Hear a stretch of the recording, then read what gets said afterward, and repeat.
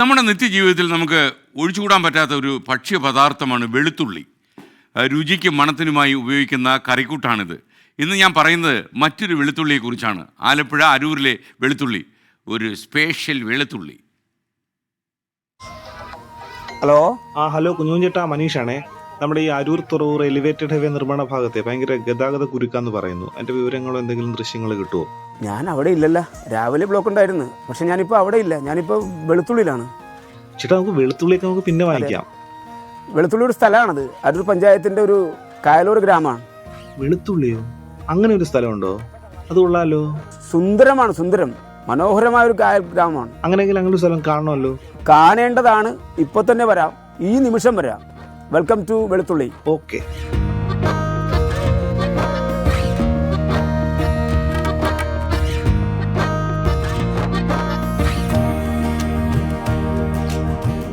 കുഞ്ഞുചേട്ടാ, welcome to വെളുത്തുള്ളി.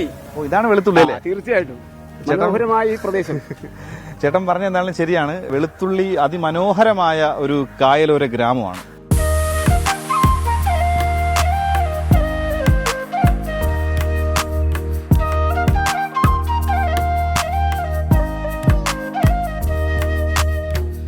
ആലപ്പുഴയ്ക്കും കൊച്ചിക്കുമിടയിൽ വേമ്പനാട്ട് കായലിന്റെ ഓളം തൊട്ടുകിടക്കുന്ന ഒരു കൊച്ചു ബണ്ടാണ് വെളുത്തുള്ളി.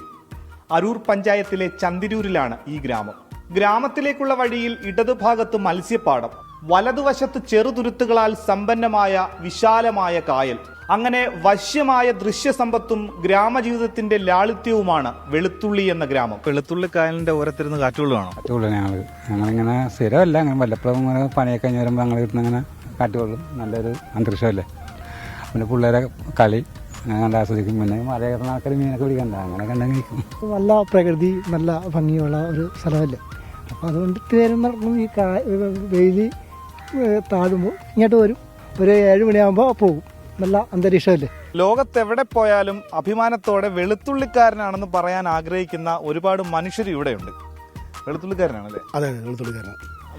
അഭിമാനമുണ്ട് തീർച്ചയായിട്ടും. കാരണം ഒട്ടനവധി പ്രതിസന്ധികളുണ്ട് നമ്മുടെ ഇവിടെ. ഈ വേലിയേറ്റം വരുമ്പോൾ, അതുപോലെ തന്നെ മഴവെള്ളപ്പൊക്കെ കാണുന്നത്. പക്ഷേ എന്നാലും ഞങ്ങൾക്ക് വെളുത്തുള്ളി എന്ന് പറയുമ്പോൾ ഞങ്ങൾക്കൊരു ഇഷ്ടവും ഒരു ആവേശവും കൂടിയാണ്. വെളുത്തുള്ളിയെ സംബന്ധിച്ചിടത്തോളം വെളുത്തുള്ളിയുടെ ഇതിൻ്റെ ഈ പേരുമായിട്ട് ബന്ധപ്പെട്ടുകൊണ്ടുള്ള ചരിത്രം നമുക്കറിയില്ല. പക്ഷേ എന്നാലും ഇവിടെ ഒരു വെളുത്തുള്ളി ചൗക്ക എന്ന് പറയുന്ന ഒരു സ്ഥലം ഉണ്ടായിരുന്നു ഇവിടെ.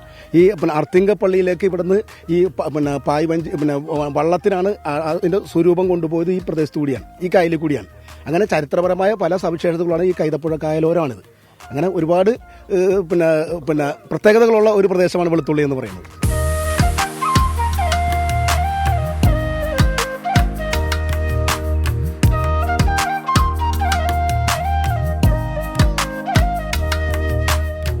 രാജവാഴ്ചക്കാലത്ത് വെളുത്തുള്ളിയുടെ കായലോരത്തായിരുന്നു തിരുക്കൊച്ചിയുടെ ചുങ്കപ്പുരകൾ. ഏറെ ശാന്തമായ കായൽ മത്സ്യ ഇനങ്ങളുടെ പ്രചരണത്തിന് പറ്റിയ ഇടമാണ്. വെളുത്തുള്ളിക്കായലിൽ ചെമ്മീനും കരിമീനും കാളാഞ്ചിയുമാണ് പ്രധാന കൃഷി.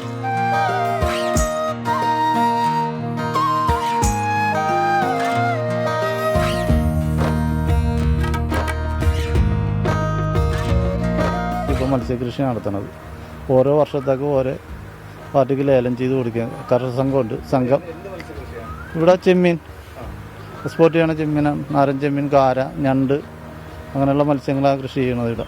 വെളുത്തുള്ളി എന്ന ഉള്ളിയുമായി ഈ ഗ്രാമത്തിന് എങ്ങനെ പേര് വന്നു എന്ന് നാട്ടുകാർക്ക് പോലും ഒരു പിടുത്തവുമില്ല. വെളുത്തുള്ളിക്ക് പേര് പോലെ തന്നെ കൗതുകകരമായ ഒരു അനന്യത ഉണ്ട്. അതതിൻ്റെ ചരിത്രത്തോട് ചേർന്ന് കിടക്കുന്നതാണ്. പുരാവൃത്തങ്ങളിൽ പോലും ഇത്തരം പേരുകൾ നമ്മൾ കേട്ട് കാണില്ല. അരൂർ പഞ്ചായത്തിലെ കായലോർ ഗ്രാമം ഏതാണ്ട് 100ഓളം കുടുംബങ്ങൾ തിങ്ങിപ്പാർക്കുന്ന ഒരു ഇടമാണിത്. EMS സർക്കാരിന്റെ കാലത്താണ് ഭൂരഹിതരായ 68 കുടുംബങ്ങൾക്ക് വെളുത്തുള്ളിയിൽ സ്ഥലം പതിച്ചു നൽകിയത്. ദീർഘകാലം അരൂരിന്റെ MLA ആയിരുന്ന ഗൗരമ്മയായിരുന്നു അന്ന് റവന്യൂ മന്ത്രി. സർക്കാർ തീരുമാനത്തിനെതിരെ മത്സ്യത്തൊഴിലാളികളെ ഉയർത്തി ഇന്ത്യൻ നാഷണൽ കോൺഗ്രസ് പരിസ്ഥിതി സമരം ഉയർത്തിയതും അന്നത്തെ KSU നേതാവ് AK ആന്റണി സമരത്തിൽ അണിനിരുന്നതും ചരിത്രം. മീനും ചെമ്മീനും ഒക്കെയുള്ള ഒരു സ്ഥലം തന്നെയാണ്. പിന്നെ പ്രകൃതി ഭംഗി നല്ലതാണ്. കായലും കടലും ഒക്കെ ആയിട്ട് സംയുക്തമായി കിടക്കുന്ന സ്ഥലമാണ്. ഇവിടെ നമുക്ക് ഇപ്പോൾ ഒത്തിരി ടൂറിസം സാധ്യതകൾ ഉള്ളൊരു സ്ഥലം. ഒത്തിരി വിദേശികൾ വരാറുണ്ട്. വിദേശികളും അന്യ സംസ്ഥാനത്തെ ആൾക്കാരും. പിന്നെ വെളുത്തുള്ളി ഒരു ശാന്തസുന്ദരമായ സ്ഥലമാണ്.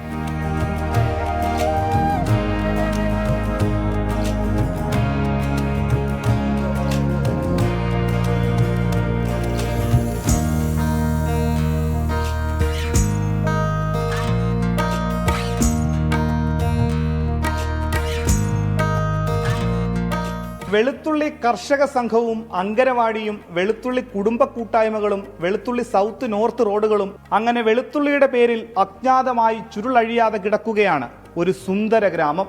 ഷിബിൻ ബഷീറിനൊപ്പം മനീഷ് മഹിവാൽ, 24 ആലപ്പുഴ. എന്തായാലും വെളുത്തുള്ളി സൂപ്പറാണ്, വെളുത്തുള്ളിക്കാരും സൂപ്പറാണ്. ഇനി ചുമന്നുള്ളി എന്നൊരു സ്ഥലം കേരളത്തിലുണ്ടെങ്കിൽ അതും കൂടി നമുക്ക് കണ്ടുപിടിക്കണം.